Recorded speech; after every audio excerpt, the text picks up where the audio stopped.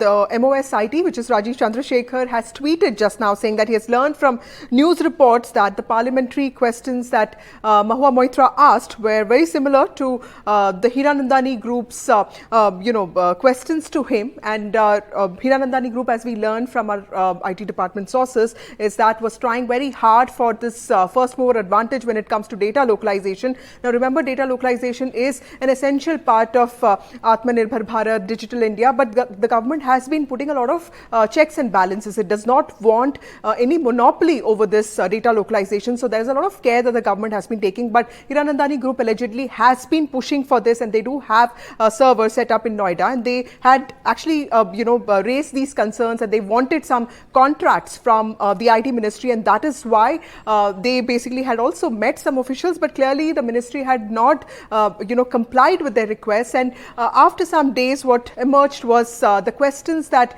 Mahua Moitra raised, TMC MP Mahua Moitra raised in her parliament session were very similar to the questions that Hiranandani Group had raised with the IT ministry, and this is what MOSIT has said. But clearly Mahua Moitra has also sort of rebutted these allegations, saying that her breach of parliamentary privilege needs to be investigated only after breach of privileges by other BJP members get investigated. She has welcomed the CBI inquiry, but has also raised questions. So all of this is in the realm of speculations, but it's a stunning revelation by the MOSIT, who is in some ways revealing that in some ways also confirming that Ms. Moitra could actually be asking questions on the behalf of Hiranandani Group, which was also alleged by BJP MP Nishikant Dubey in his letter yesterday. We remember that the letter is already with the Speaker's office.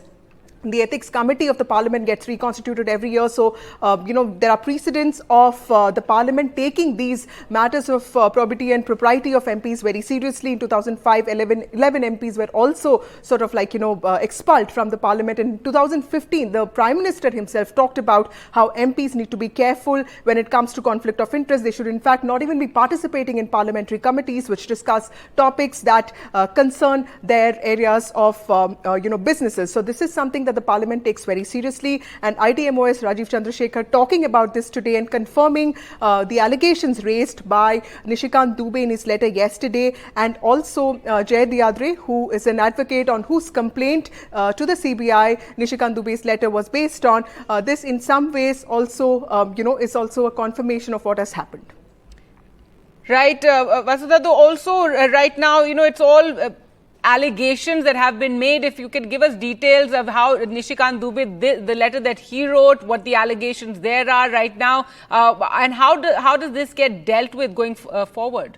Of course, Gagi, so basically, there is a speaker. He has sent a letter. Nishikant Dubey has sent a letter to the speaker. He has accused Mahua Moitra. He has alleged that, she has breached a parliamentary privilege. But at the same time, he has also said that, it's a criminal conspiracy. And he has also talked about how this is contempt of the House. So those things he has raised, and that letter has gone to the Speaker's office. And what I understand is that from the Speaker's office, it goes to the Ethics Committee. The Ethics Committee is also led by the Speaker. And the Ethics Committee actually examines every letter or complaint against every member of the Parliament that comes. In fact, according to the rules of conduct that every MP is obligated to, every MP needs to basically declare his or her business interests, and at the same time also needs to follow the rules of conduct in which she is basically not accepted. I mean, she cannot accept or expect any remuneration fee for moving a bill or moving a resolution, or even voting against a resolution. More importantly, ask a question in the Parliament, or even abstain from asking a question. So these rules are all laid out very clearly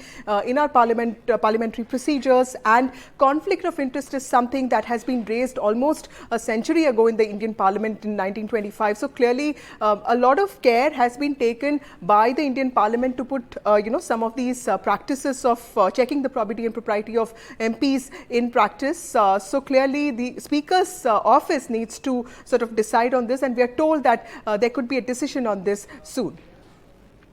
All right, and Vasudha, this issue of the IP address, if you could, explain that, because Nishikant Dubey has demanded investigation into Mahua Moitra's IP address. She's also put out on social media on platform X in reply about how, work is done by PAs and assistants, interns and large teams, etc. So she's responded to that particular point. But if you could give us more details of that, explain it to us.